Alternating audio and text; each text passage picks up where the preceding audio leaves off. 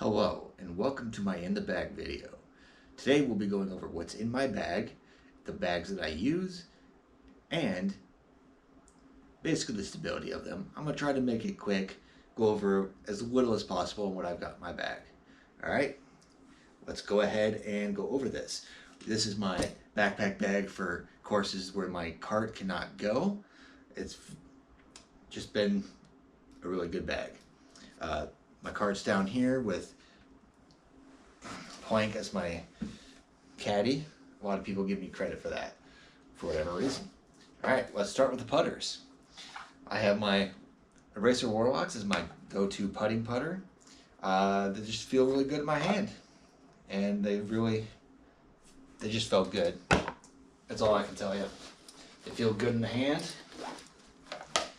Not only do they feel good in the hand, but they work for me really well. So if you're looking for a putter, I would suggest just finding one that feels good and goes well with you.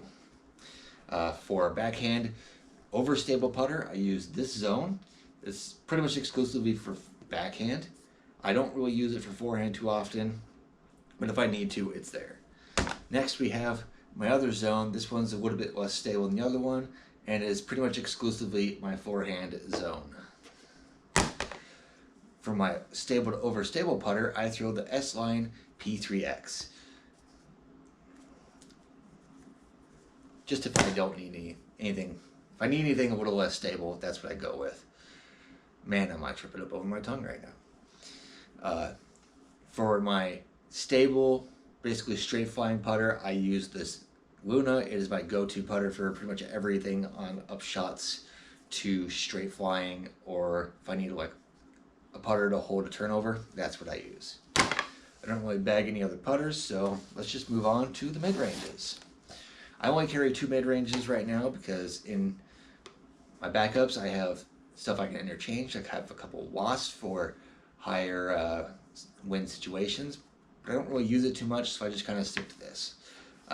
Both of these are bottom stand buzzes. They're Nate Doss buzzes, so a little cool on that one. This is my least stable one, and this is my more stable one. I do switch between them interchangeably. Mostly use this one right now. This one's kind of just there in case I need one. Let's pull those out actually. Now let's move on to the Fairway Drivers. I have a total of 7 Fairway Drivers. There's only 2 molds though, so we'll start with the Heat. The Heat is my go-to for tailwind or turnover shots. This is my most stable one.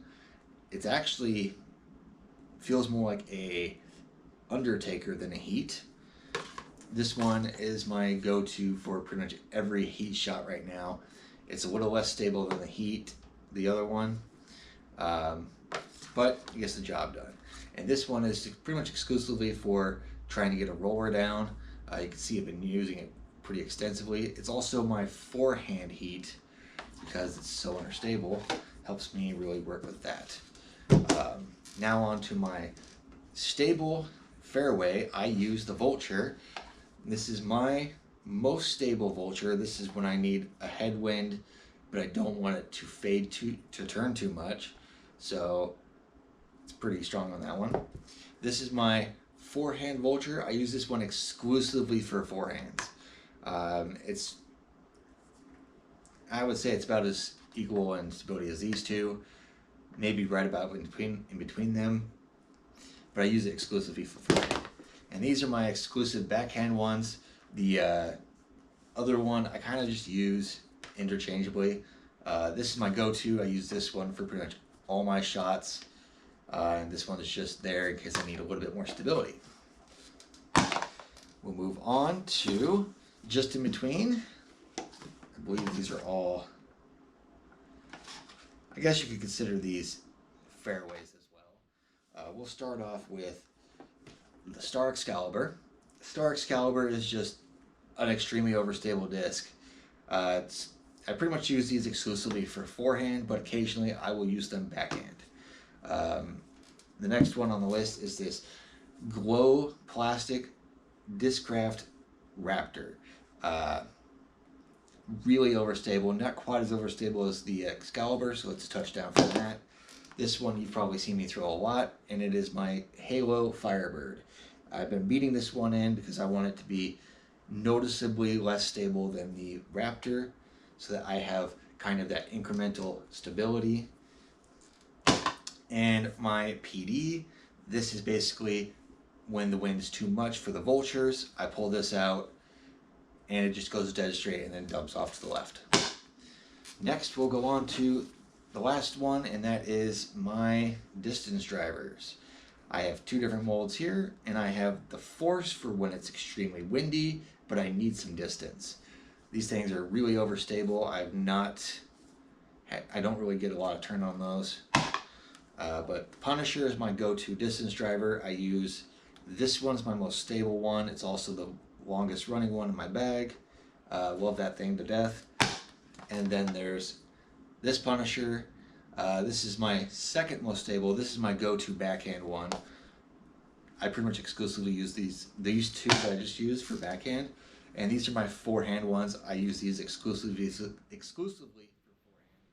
also my least stable in the bag. And that pretty much goes over everything in my bag. I do have, let's go into the side pouches real quick. In my bag, I always carry a first aid kit because you never know when somebody gets hurt. Some napkins for whatever reason.